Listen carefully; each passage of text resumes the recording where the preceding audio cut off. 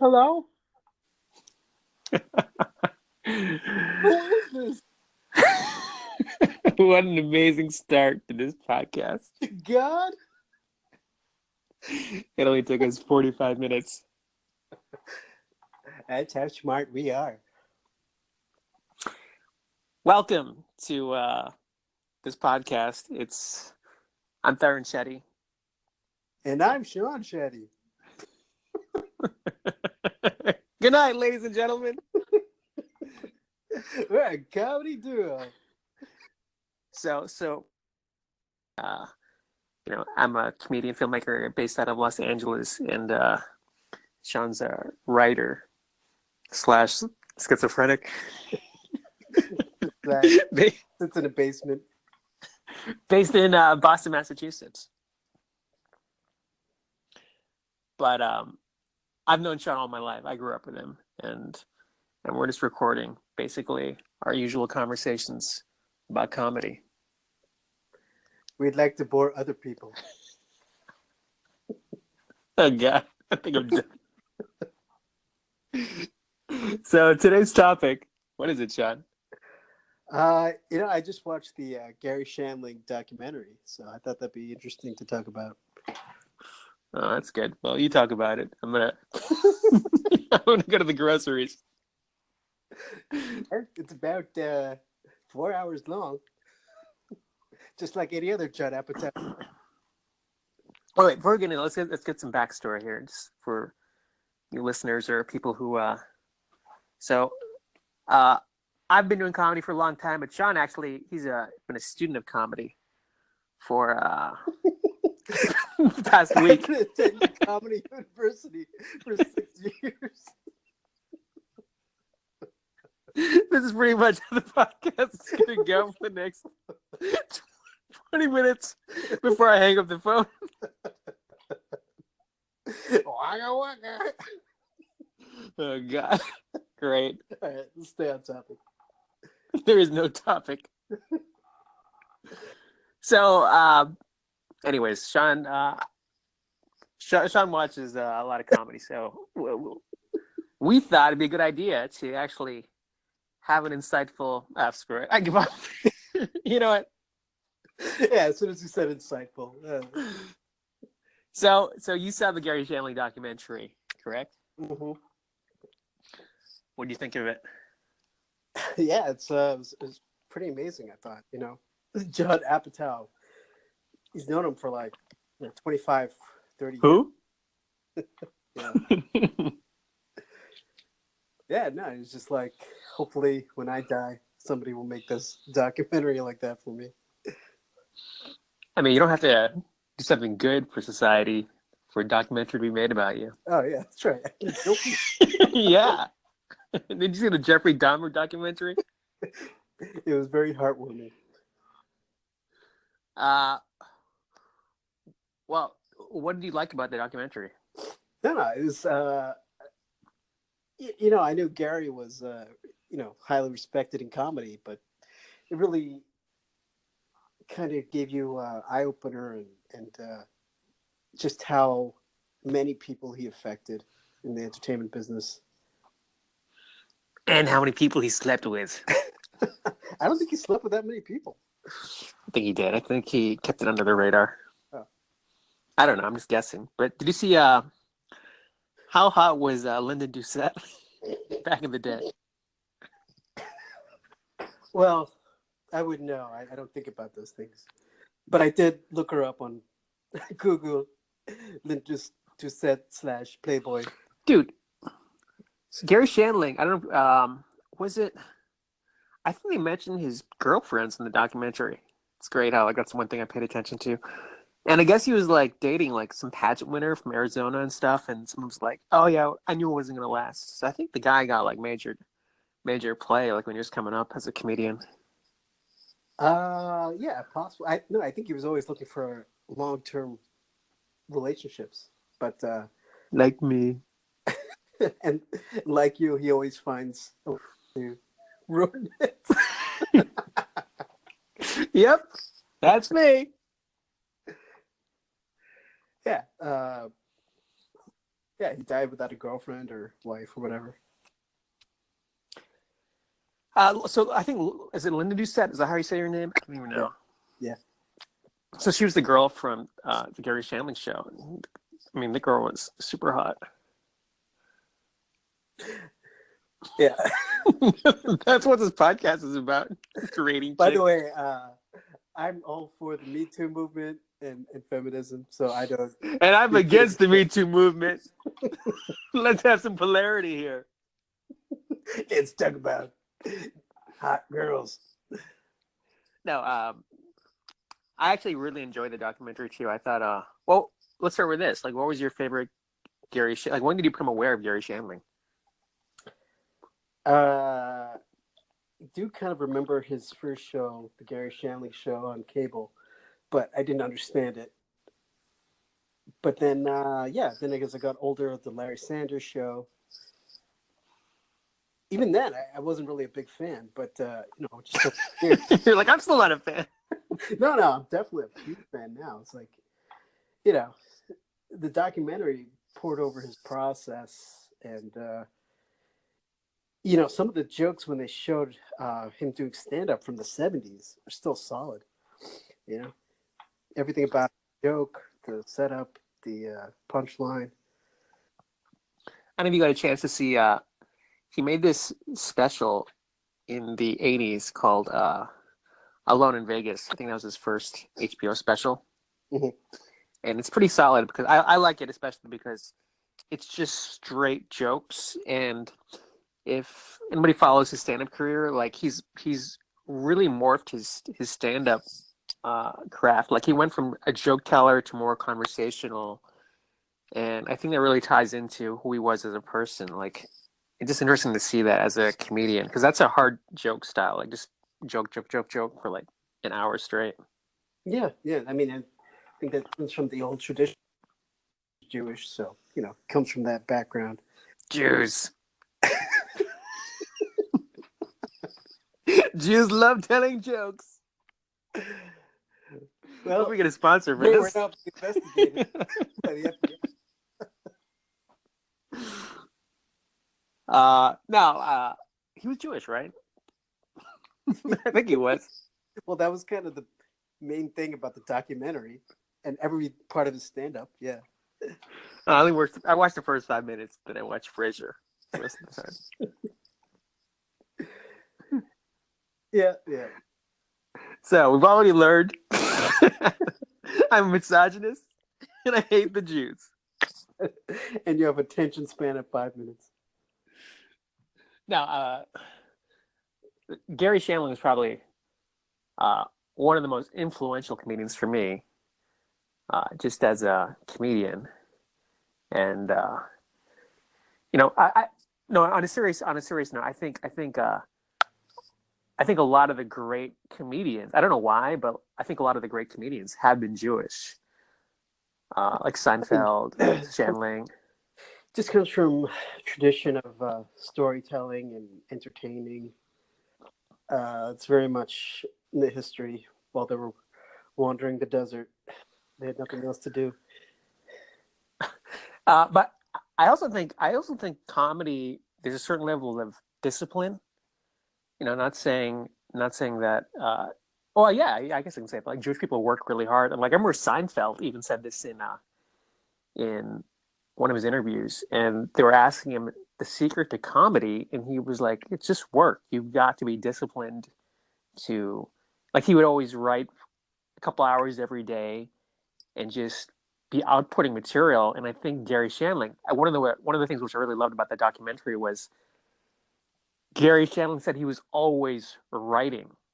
The guy was always working to develop himself, which I feel like that's just indicative of a successful comedian. There's no way around the work you have to put into it, especially when you're learning the craft of comedy. Yeah. Hello? I'm sorry, I fell asleep. Yeah, so I was talking about Frasier. Yeah, no, the thing about him was that he was a perfectionist too. it was also beneficial, but also hurt him as well. How did it hurt him?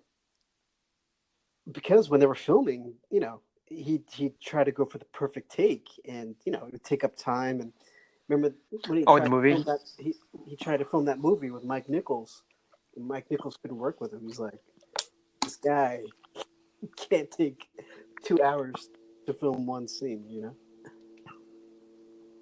It's funny. I'm a huge fan of Garry Shandling. I didn't see that movie, and I don't know why it just didn't appeal to me. To like, usually Yeah, if I it's not bad. It's very jokey.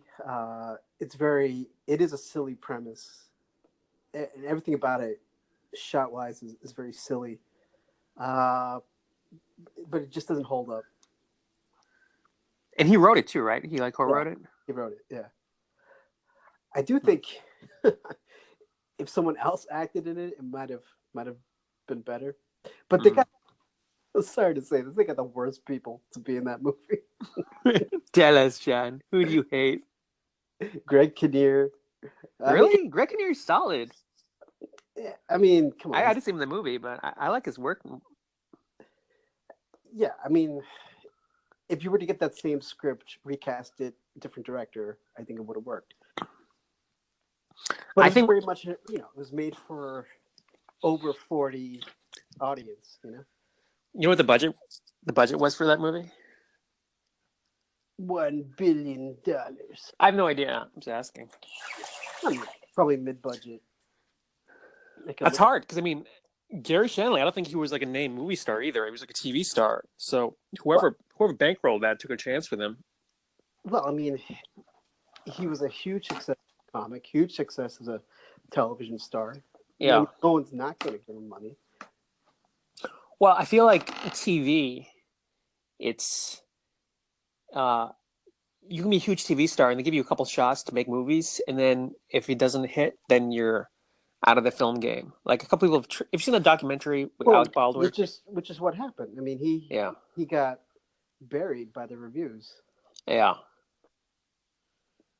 It was it was a budget of $60 million. Wow, that's a serious budget for a movie. Which is way too high for that type of movie. Yeah. Who else was in the movie? I should know this, but who else was in the movie? Annette Bening. Greg Kinnear, Mike Nichols. So they packaged it with like a name director, other stars, bankable film stars. No, but it's not he wrote this. It was a passion project, but you still get the right recipe to in order to make it work. I think if they played it a little sillier or basically nobody wants to see Garry Shandling on the big. So to start it off as tribute to Garry Shandling, no, it's like Garry Shandling sucks. I didn't say he sucks. I'm just saying he's not a movie star. I liked him in Iron Man, all his little cameo appearances. Yeah, that's not a movie star. That's a cameo, and that's what he did afterwards. I don't know Garry Shandling, obviously, but from what I gathered from that documentary, and for those of you who haven't seen it, definitely just check it out because it's just a great documentary, well made, and really honest perspective. Even if you weren't a fan of Garry Shandling, I think it's a great documentary. But I think he was trying to find himself as a person. More importantly, not even be a movie star, but he's trying. I think he thought, oh, I'll just go act and be an actor when he was done the Garry Shandling show. So I think it was part of like his personal development. Yeah, they said that. He didn't want to be in charge anymore. He just wanted to show up and be able to read the lines. And he did take acting seriously. He had a great conversation with Seinfeld. Seinfeld was like, acting is the worst people try to act. Yeah, totally. And actors make the worst. I mean, comics make the worst actors. And then, Garry was kind of hurt. And he's kind of like, no, it's like acting is about trying to bring human emotion to people. And yeah, it's great. Have you seen that full interview? I know that interview's in the documentary. Did you see the full one? No, Seinfeld and Shandling? It's on the DVD of Larry Sanders Show. Do you have it? No. I don't know where. I think that interview was online and someone took it down. I watched the full thing. It's pretty great. Seinfeld said that was his basis for making Comedians in Cars. that one conversation with him. Dude, Seinfeld's. I love Seinfeld. I mean, we've talked about this, but I think Seinfeld. Whatever you think about his show, the guy's the most like honest interviewer. Like he'll just say it how it is. He does not give a shit how you think about him. Yeah, he's not even thinking about that. He's just, this is how he feels. And it was very telling that he says that acting is stupid. That's who he is. He's not a very emotional guy. Yeah. Well, I do agree. As a comedian who has ventured and dabbled in acting, and I've done a few guest appearances on TV and I've shot a few things, it's definitely a different medium. Like comics do make horrible actors because you have to put in work. And there are a few named comedians who I can't mention who have had their own pilots, and from talking to the comedians who worked with them, they were like, these guys were horrible actors because they never studied the craft. Like there's a subtlety to acting which the camera will pick up. And if you don't know how to do that, then you just come across as inauthentic, and then it's a whole thing. So I think Garry Shandling put in that work, and you can definitely see it in the Garry Shandling show where he's like a real person in front of that camera. And I think Seinfeld was a decent actor. I don't think he was amazing, but he surrounded himself with Well, a great cast. that's what he says about himself in that scene where Chris Rock and Garry Shandling and Seinfeld are in the green room. Seinfeld says, "Yeah, I was serviceable as an actor. I just did the work that was." Yeah, he didn't say I was amazing. Yeah. Well, maybe it was Garry Shandling. Who knows? Maybe found the right vehicle, the right part. But to have two major shows is still a pretty great. I mean, he's won countless Emmys. Who cares? I mean, who cares if he had a movie career or not? The guy did so much. He was a comedy giant. Yeah. No, I didn't say. You said you hate Garry Shandling. I wish he was dead. Oh wait. Did you know that he had such an influence on all these other comedians going into the doc? What did you learn from the documentary? He has a huge cock. Yeah, I knew that. Yeah, no, just how many people he influenced, how many things he influenced. Like I said, he basically was the inspiration for comedians in getting in cars with coffee for Seinfeld. He basically helped Conan get out of depression after he lost the Tonight Show. Right. Yeah, he had his hand in everything. I especially loved the introspective side of Garry Shandling. Like he was a dude who was looking for meaning outside of comedy, which is what a lot of the documentary is about as well. Is the great thing about Garry Shandling is he journaled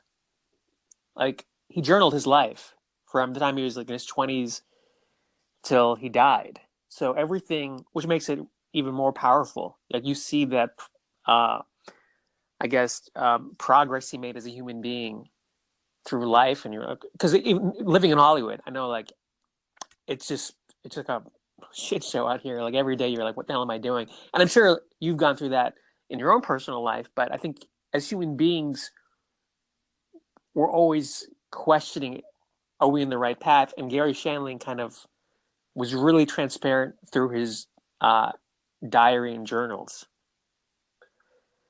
Yeah, but I mean, major difference is that he knew he had something right away.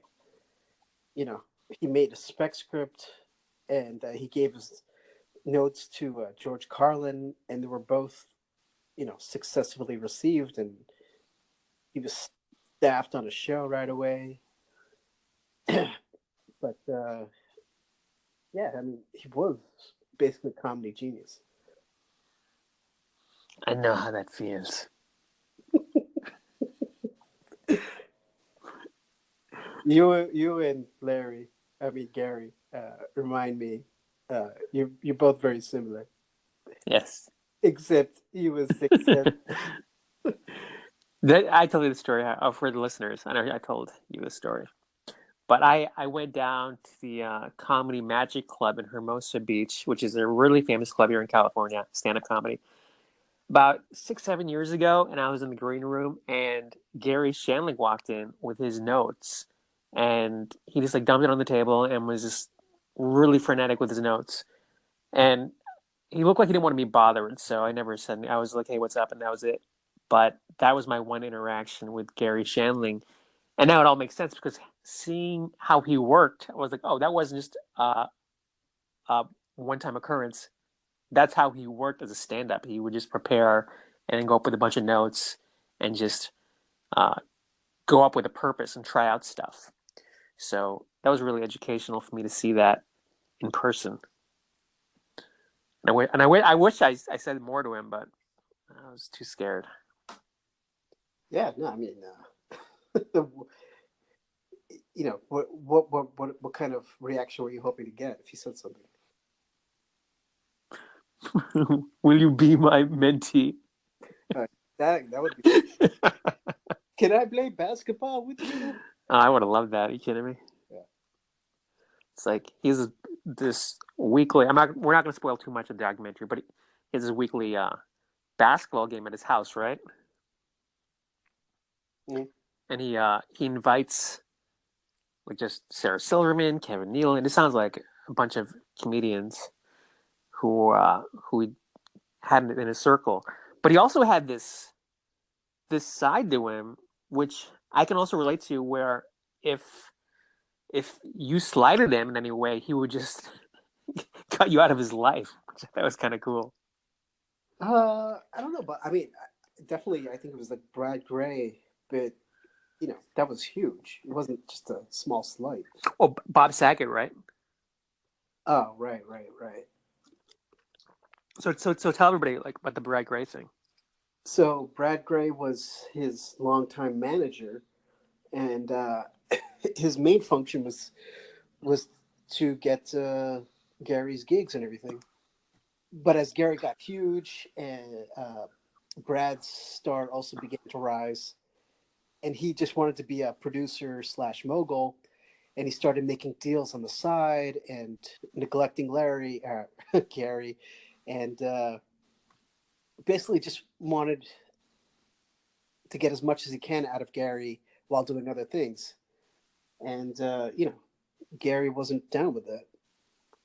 Yeah, it's it's a really nebulous line because managers in Hollywood, like the difference between an agent and a manager. An agent gets you jobs, but a manager can get you jobs, but they're almost like your dad, and they guide your career. So if you produce a show, the manager can be a producer in the show. Agents can't do that, but managers can.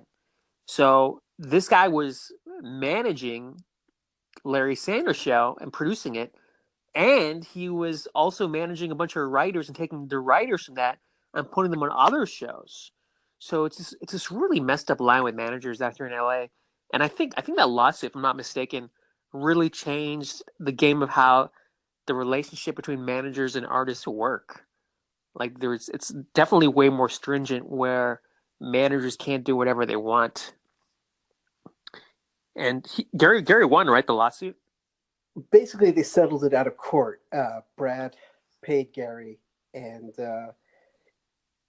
I guess whatever superficial information I have in the case, yeah, it just seems like Brad was being He was a dick. Yeah, he was being a dick and wanted as much power and money and influence he can get. And in his journals, Gary just wanted to have what was right, and he's said, I just wanted to stand up for myself. Yeah, I remember reading it in the trades when it was going on, and I think Gary was right. I think he definitely speared his name because I remember reading all these quotes that Gary was like neurotic and stuff, and seeing the documentary, Garry Shandling was like they were smearing my name, which they definitely did because that's the impression I got when I was keeping up with the case. No, I'm glad it panned out for Garry Shandling, but what I took away from that was Brad Gray, here's a classic example of you can really do anything in life. Brad Gray was working out of an office, out of his apartment, went to run a huge management agency, and then was running Paramount. He was like running Paramount as like the CEO. So it's like really anything's possible. And then Garry Shandling went from a comedian, an engineer in Arizona to having two successful shows. So it's like anything's possible in Hollywood, and those guys did it. Even though they were fighting at the end, they were a great team for when they worked together. Right. Were you aware of Brad Gray before you watched that documentary? Just heard his name, but yeah, it's funny. Yeah, he really started off small and physically, and job wise, and moved his way up. He's definitely a mover. So let's get the important stuff. How much pussy do you think Garry Shandling got? Well, he dated Sharon Stone, I think. Did he really date her? I think so. Yeah. There was a little bit where they were just talking together. Oh, right. You know what? They were in acting class together. That's another interview, which I remember seeing back. Is that on the behind the scenes? Mm-hmm. Yeah. I can. I'm sure you can, because I'm in my late 30s now, but I can relate to. He was very careful about the marriage thing. Like, he did not want to have kids. And correct me if I'm wrong, because his brother died of a disease and he didn't want that gene being passed on. Is that what it was? Yeah. But it has a lot to do with, I think, how he grew up and his neuroses. Basically, he was had a lot of fear and neuroses and doubt. And it didn't help that his mother kind of spread that to him. His mother was, sounded kind of crazy. She sounded like a typical mom to me. I mean, that's how Indian moms are too. No, don't, dude. She was on another level. Really? Yeah. Like, even they were even the other comedians were bad mouthing his mom. Oh, really? Yeah. Yeah, they said like she was the most narcissistic, dramatic. They only showed a little bit of footage, but still, it's they were trying to make the case that she was really controlling and neurotic as or even more so than he was.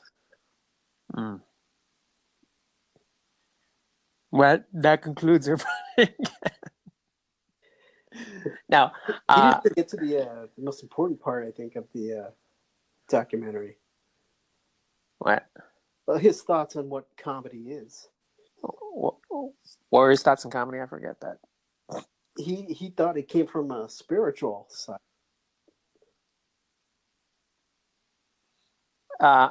Elucidate that more. He was saying to Seinfeld, what all this material you bring up is just yourself expressing yourself to the universe and how you're expressing yourself spiritually. As a Buddhist, it doesn't mean anything, but it's what your soul expresses.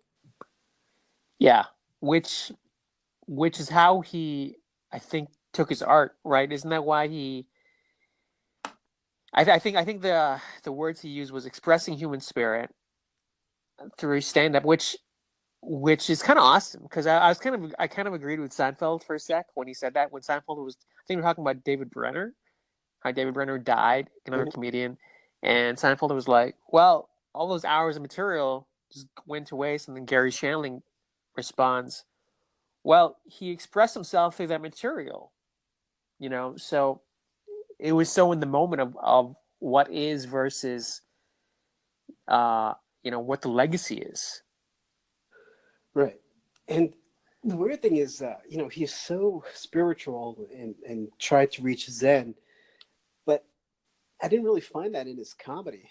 And I was thinking, I think he was trying to get rid of or highlight some of the worst aspects of humanity and try to find the humor in that. In the Larry Sanders Show?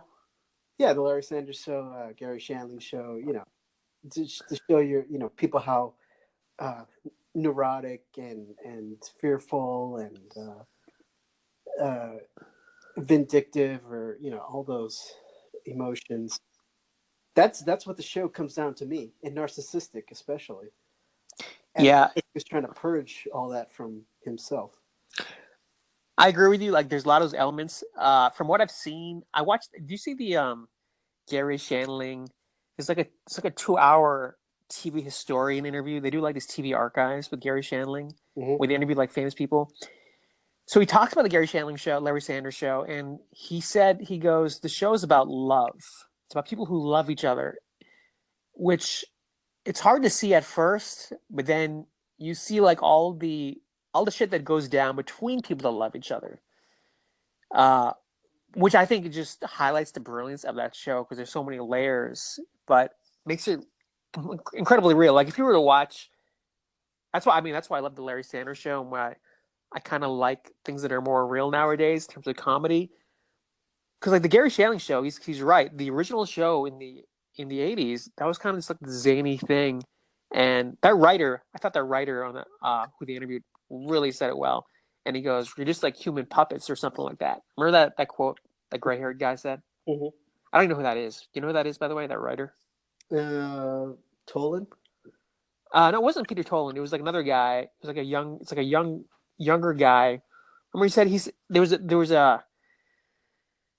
there was a part in the show when Garry Shandling was frustrated, and this writer was like, Peter Tolan was his producing partner for Larry Sanders show, and this other guy was on the Garry Shandling show. He was a writer, and Garry Shandling was like, "What's wrong with this?" And he goes, "Well, these people you're interacting with, they're just puppets. They're not like three-dimensional characters." And Garry Shandling was like, "Oh, that's very smart of you." And the writer was like, "Oh, thank God, because I've seen him fire people, if he doesn't agree with you." Hmm.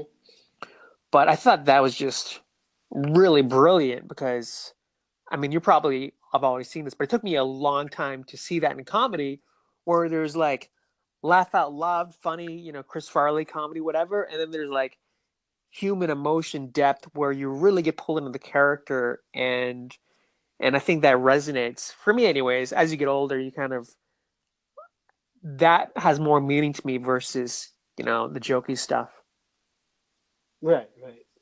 Yeah, the weird thing is with Larry Sanders, I don't know. I actually, I've only seen a few episodes, so maybe my opinion is wrong. But was the staff like family to each other, or were they close? Or From what I've heard, that was a very difficult show to work on. I don't no? know why. I'm sorry. What's that? I didn't catch that. No, I mean in the show, were they supposed to have like close friendships or bond? Oh, in the show. Um, yeah, I've seen all the seasons in the show. Yeah, they were like I mean, they weren't like super close friendships, but they knew each other really well. They had like the rivalries were like the writers were really sardonic, and they would like make fun of like Paula, Jeannie Garofalo, and like snipe at each other. And then like Jeffrey Tambor, who played Hank Kingsley, he was kind of like the buffoon in it, where they made fun of him behind his back, but he was a big part of the show.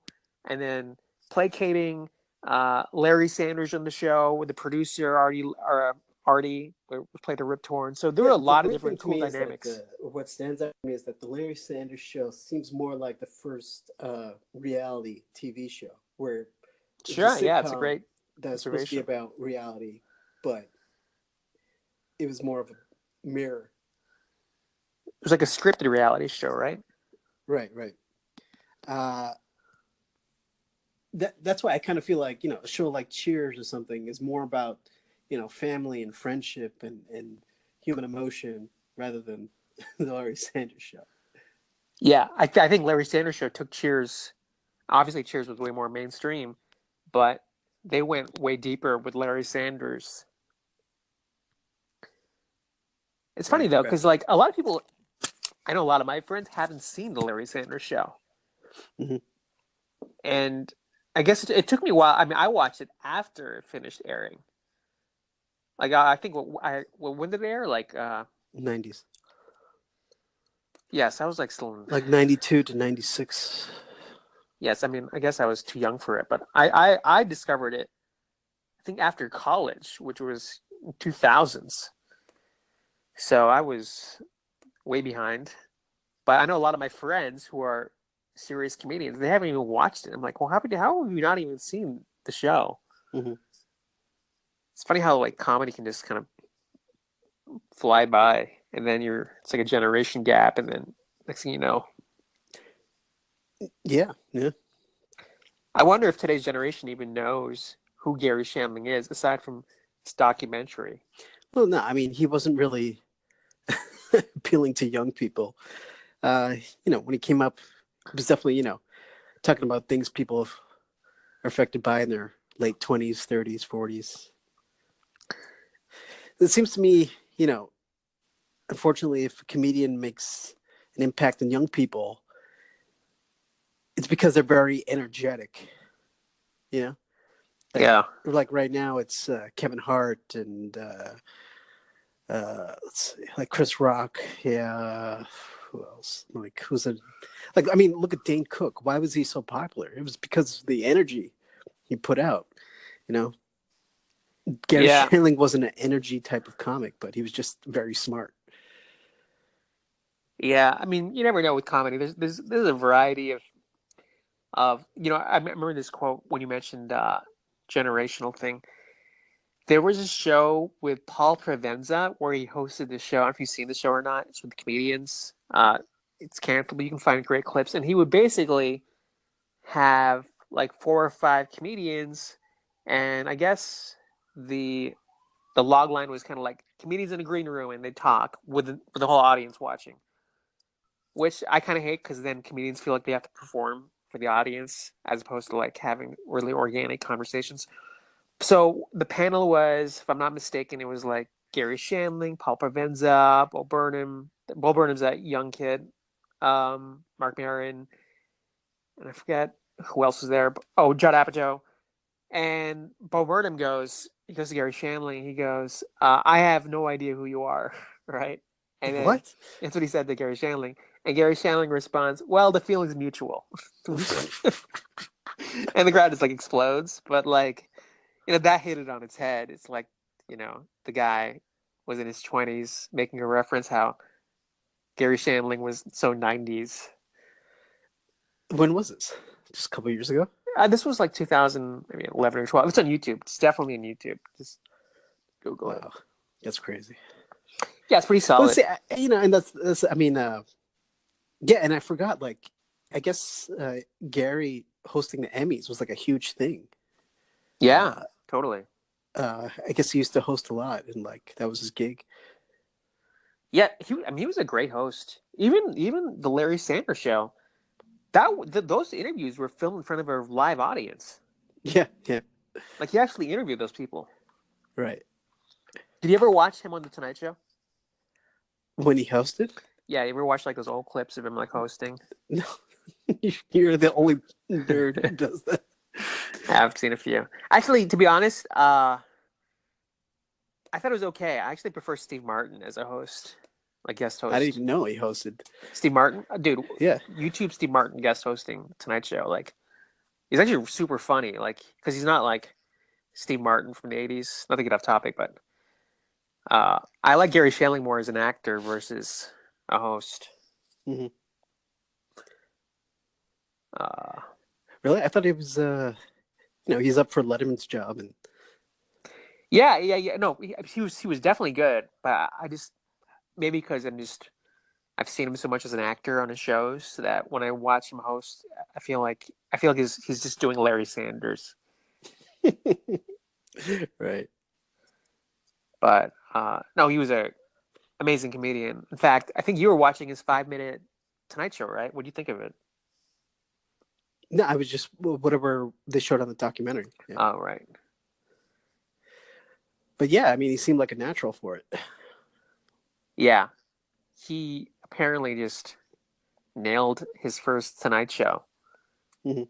and like every 5 minute stand up thing I've seen him on Letterman, Tonight Show, he just drills. Hmm. which is hard to do. Even Jay Leno said like when he did the Tonight Show, he killed the first time and then did whatever the second, third time. But like Garry Shandling, every time I've seen him do stand up, the guy just crushed it, which is super hard. Yeah, the one thing I kind of take away from the documentary is that he was uh, definitely above the line of mainstream and definitely over the line of genius. Mm. And I think that's why he didn't have a network show. Both of his shows were on HBO, Showtime or HBO on cable. Uh, they were critically acclaimed, but I don't think like millions upon millions of people watched them.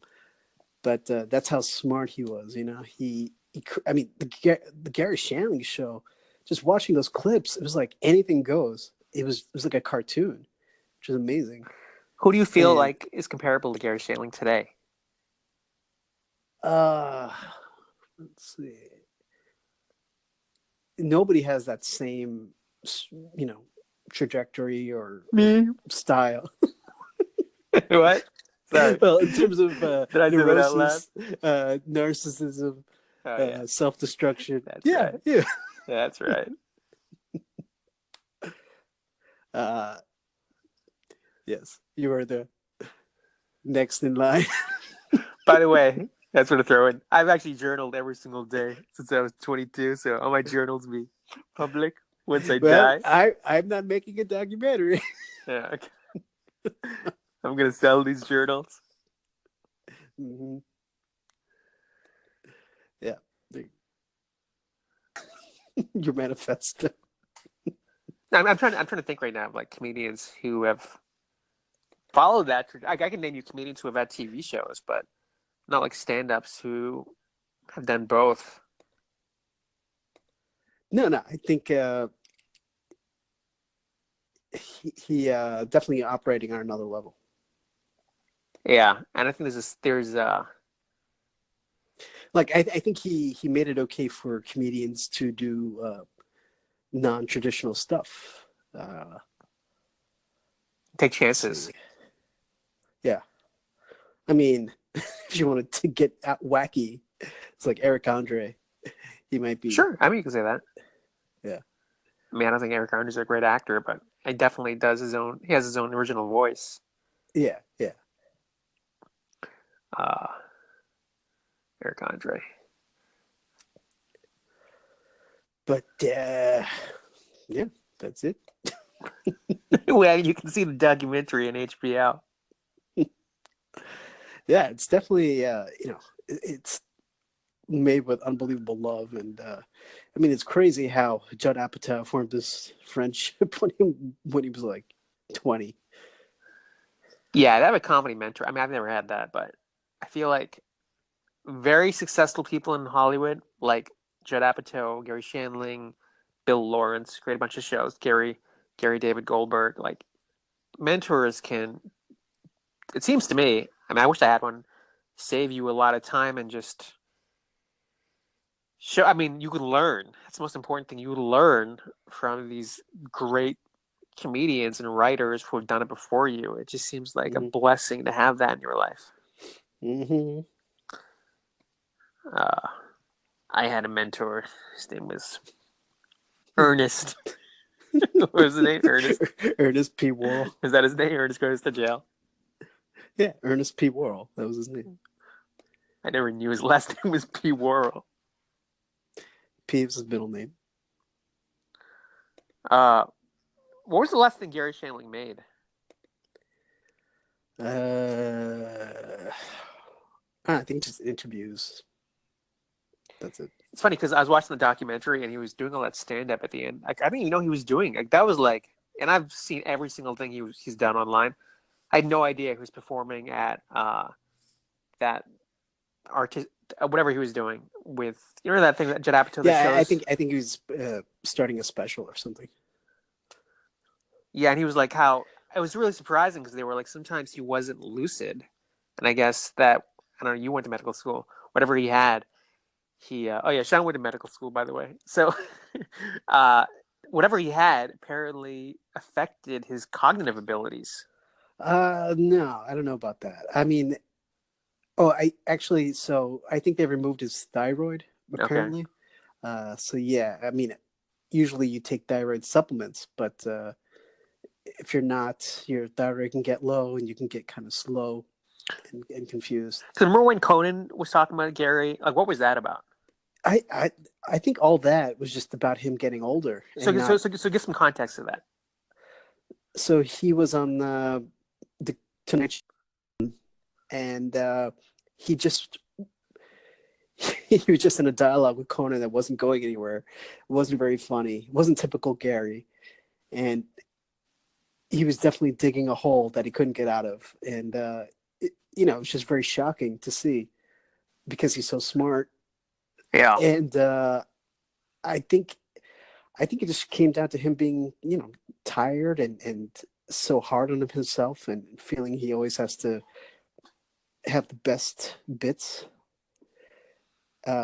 Again, like me. Well, I was actually, this thought came to mind when I was watching it. I think it's the equivalent of an athlete, Right. when they hit a certain age, they're just not going to make the same shots and hit the same, the ball at the same distance, So it's Yeah. like he wanted to do 100%, and he was just not getting there. It's funny because I tried to find the interview. That's not online. No, because they took it down. But I've seen all this other stuff where he was like middle-aged or slightly older, and I think he does great. It never occurred to me that he was slowing down anyway. In fact, that interview, it's so funny. You should watch it online. He does the interview with the host, and I guess he told the host, he goes, what does he say? I don't want to mess it up. Just watch it. It's online. The first 5 seconds, it's hilarious. Mm-hmm. Garry Shandling makes a joke. But yeah. Yeah, that's it. All right. Well, hope you guys enjoyed it. This was two random Indian dudes talking about Garry Shandling. But it really was a great documentary. Are you glad you watched it? Oh yeah, no, I had no idea what to expect. I mean, everybody raved about it. I was like, why? And yeah, it was just, credit to Judd Apatow, the way he directs. And again, it's a little bit too long. Well, the backstory behind that was he gave it to HBO, and this is what I read in an interview, like a Times interview or whatever. He gave them the thing, and he was expecting them to cut it, but because Gary did so much for HBO was like, we'll air everything every minute. We're not going to cut anything. Right. Which is pretty cool of them, because mostly networks cut and slash. Right. Yeah, so that's why it's 2 parts, 2 hours long. Like this podcast. We'll still keep going. Cut to tomorrow. Anyways, what about Gary's parents? He had pets. Oh, I want to ask about the Ricky Gervais interview. Did you ever see that with Garry Shandling? Just on the documentary. Dude, you gotta watch it. So basically, Ricky Gervais interviews Garry Shandling, and it's like the most awkward interview. It's really interesting. It's not painful to watch, but it's some weird moments in it, because I guess they both were filming 2 different specials. Right. And it's just because Ricky Gervais is like really in your face, and Gary likes those subtle moments, and you see these 2 trains collide. And I love both of them. I think they're both geniuses in their own right, but it's so weird to watch them interact with each other. Well, they said Gary was trying to teach Ricky, not like in a mean way, but he was just trying to teach him a lesson. Right. So and he calls him out in like the Jewish stuff that he does, and the handicap, because I guess you watch Extras, right? Mm-hmm. Yeah, so I guess he makes like a lot of like these disability jokes and stuff, and so Gary like asks him why. Like he tries to dig deep into Ricky Gervais, and it's a fun watch. I think anything with Garry Shandling, even if you don't laugh, it's an interesting watch, which is great as a viewer. Mm-hmm. Anyways, well, I guess that concludes episode 1 of 1. Yeah, for everybody listening, thanks so much for listening. We appreciate it. And Thanks, Mom. oh God, I wish I never did this. No, seriously, I think we'll be back soon with more about Garry Shandling, episode 2. Next topic, neo-Nazis. And Predator. All right. All right. Thanks. Bye. Bye.